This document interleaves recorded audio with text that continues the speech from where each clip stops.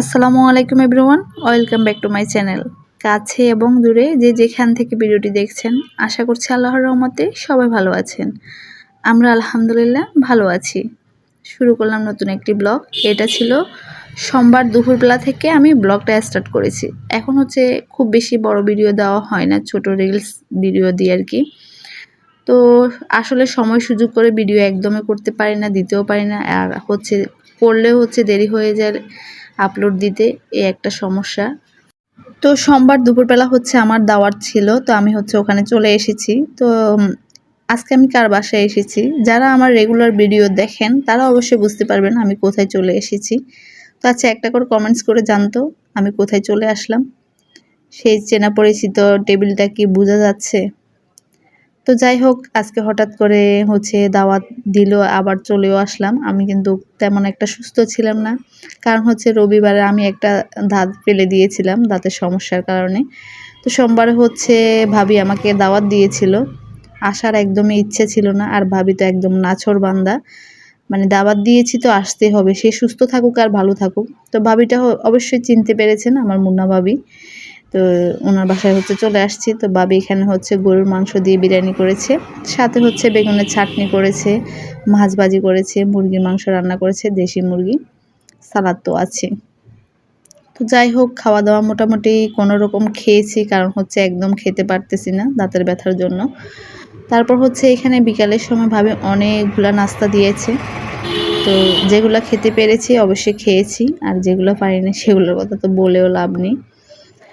তো হচ্ছে অসুস্থ শরীর নিয়ে এসেছি, ভালোই লেগেছে, ভালো সময় কাটিয়েছি। আমি এসেছি, তারপর হচ্ছে তন্নি ভাবি এসেছে, কাকন ভাবি আসে নাই। ভাবিও অসুস্থ ছিল, সেই জন্য আসে নাই।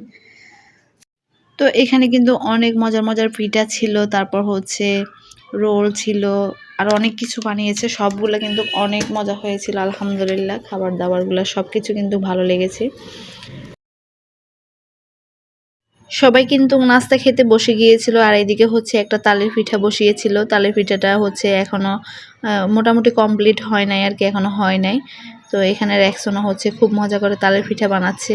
ও হচ্ছে অনেক মজা করে তালের পিঠা বানায় এবং অনেক নারকেল দিয়েছে। অবশ্যই রেক্সোনার হাতের সব কিছু কিন্তু খুব মজা হয়। তাই আর এদিকে হচ্ছে চা বানিয়েছে। তো শেষমেশ হচ্ছে তালের পিঠাটা হয়ে গেছে আমরা যাওয়ার আগে। তো হচ্ছে আমরা সবাই মিলে এখন খেয়ে নিচ্ছি। তো অনেক মজা হয়েছে খেতে। তো গল্প করতে করতে সারাটা দিন কখন যে পার হয়ে গেল একদমই বুঝতে পারিনি। খুব ভালো একটা সময় পার করলাম। তো হচ্ছে আমরা বাসায় চলে এসেছি। বাসায় এসে দেখি আমার আফু হচ্ছে আমার জন্য অনেকগুলা আম পাঠিয়েছে। তো আপু হচ্ছে দাঁত ফালানোর কারণে আমি হচ্ছে কিছু খেতে পারছিলাম না, তো সেই জন্য হচ্ছে আপু একদম মিষ্টি মিষ্টি দেখে গাছের আম পাঠিয়েছে। তো এখন হচ্ছে মোটামুটি আম পেকে যাচ্ছে, সেই জন্য এখন হচ্ছে আমি আমগুলো বের করে নিচ্ছি। একদম ফ্রেশ ছিল আমগুলো, গাছ থেকে ফাড়ার পর হচ্ছে সাথে সাথে ফাটিয়ে দিয়েছে। তো যাই হোক, আলহামদুলিল্লাহ। আসলে বোন থাকলে, ভাই থাকলে ভালোবাসা এমনই হয়।